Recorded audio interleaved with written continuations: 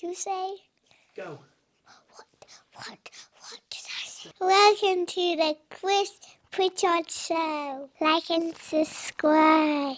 Welcome to the future. Hello, everybody, and welcome. Insert generic Liz Truss joke. Oh, Louis wants me to comment on Liz Truss and only being in power for however many days. I mean, I say she was in power. She was never in morning. She was never in power, really, was she? Out of control, like my life. Anyway, if you've got a great cycling-related quip about Liz Truss, leave it down in the comments as we roll those titles. Chris Pritchard Cycling News Show on YouTube. Terms and conditions apply. Don't sue me. This is purely entertainment, not factually correct. Yep, it's been 20 minutes. I still don't have any funny quips, so hopefully we can read some funny ones down below. It's original content, original comedy, genius.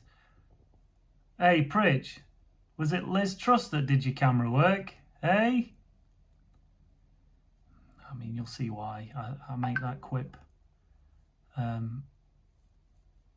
Louis forced me to put this in. He just sent me a message saying, why don't you say that? Oh, it spoils the illusion, doesn't it? It was my joke, I wrote it. Anyway, you crack on, Pritch. And I'll pin the funniest one to the top of the comments. How's about that? Yeah, generous Chris. Anyway, it's been a while since we've done a new show, and there's a fair amount to cover. Some big stories. And you know I only like to cover the big stories here on this show. So we'll talk about Mario Cipollini.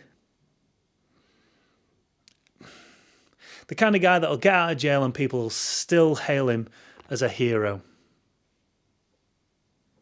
We'll also talk about Ribble Weldtite folding at the end of this year. Massive news out for the world of domestic racing here in Britain. What's it mean for those riders that don't have a deal for next year, including the only Cameron Jeffers? What's he going to do? Is he going to go back to YouTube? How many people are praying that he just pulls his finger out of his arse and gets back on YouTube? We all miss it. We all want it. We need him. Cameron, I need him. Please come back. Please come back to the YouTubes without making a video that's sponsored.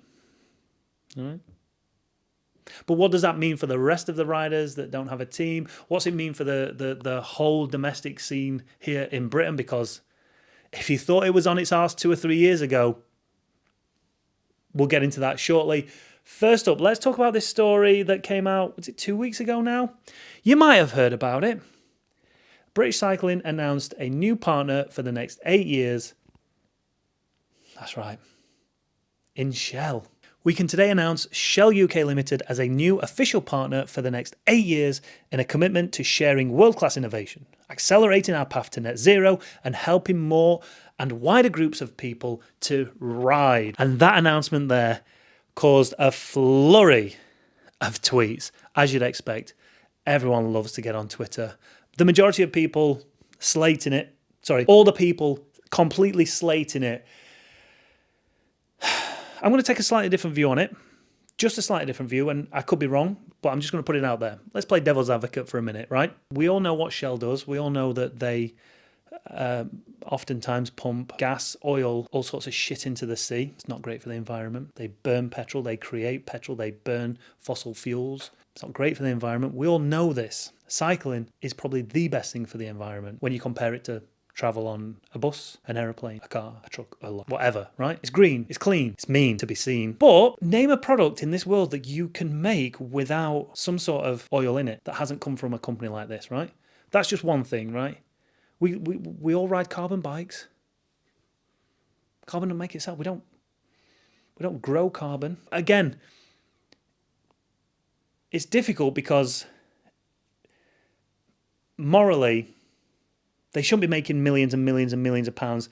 They shouldn't be selling their gas and oil to energy suppliers, bumping our bills up while everybody else has sat on their billions of profit. So I get that. But also, I don't know if I'm talking any sense right now, but we'll just roll with it. Surely taking money out of this company, whether we call it sport washing, greenwashing, whatever we call it, if cycling is getting any of that money, is that not a good thing?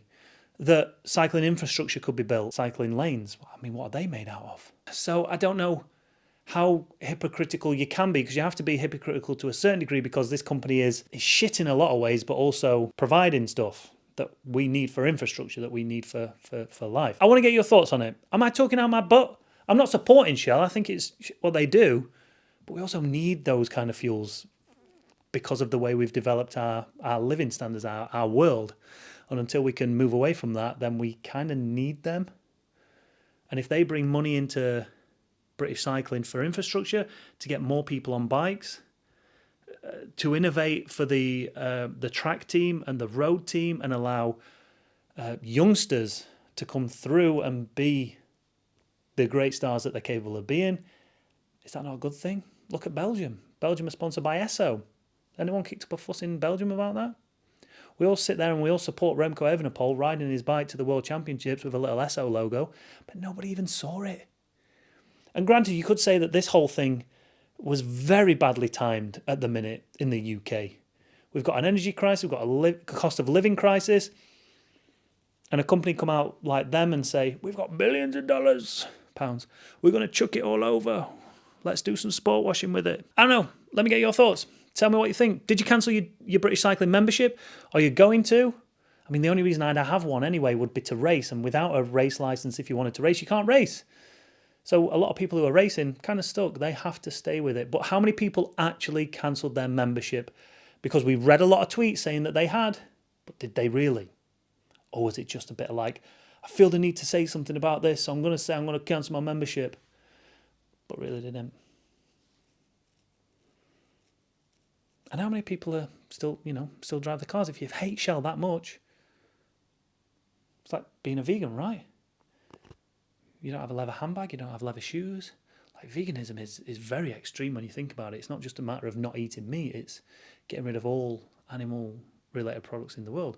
If you don't like Shell, if you're that adamant against that company, don't have anything that's been produced using petroleum oil. Don't. And look at the other parts of the cycling world. Ineos Grenadiers, Ineos, DSM, petrochemical company. Who else we've got? We've got Emirates, who fly planes. Not exactly great for the environment, but yet there's a lot of people who will support those. Esso over in Belgium. I don't know. I'm not saying you're right. I'm not saying you're wrong. I'm just saying, did we think about everything else? I don't know. Leave your comments down below and let us know what you think to the whole thing. Next up, let's talk about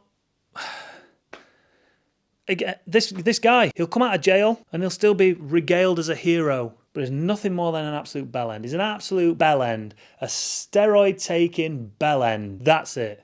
Mario Cipollini. We know who we're talking about. I mean, just looking at him, I tell you what, let's play a game of word association. I'm going to show you a picture.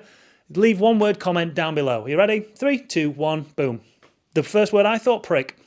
End of. That's it. Believe your comment. What word did you think when I showed you that picture? Mario Cipollini sentenced to 3 years in prison for domestic abuse. The prosecutor calls former rider an extremely violent, extremely threatening, and extremely abusive man. So Cipollini, now 55. I mean, he still looks good for his age, but mamma mia. He's been sentenced to 3 years in prison for abusing 2 of his domestic partners, his ex-wife, and more recently, his current partner, in a court on Monday. The Italian was charged with domestic abuse, stalking, not bad, and injuring 2 people, bodily harm to his ex and her partner because he's a little bit insecure. How much of this was going off in court, eh? Mamma mia, what an absolute gem. Clearly, the steroids and the whole riding his bike naked and always getting his top off, just hiding all those insecurities, isn't he? It's pretty much open season to say whatever you want about him. So leave your comments down below.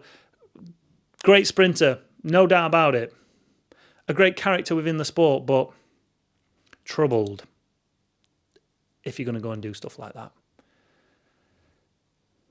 Everybody repeat after me. Jeb end. 1, 2, 3. Jeb end.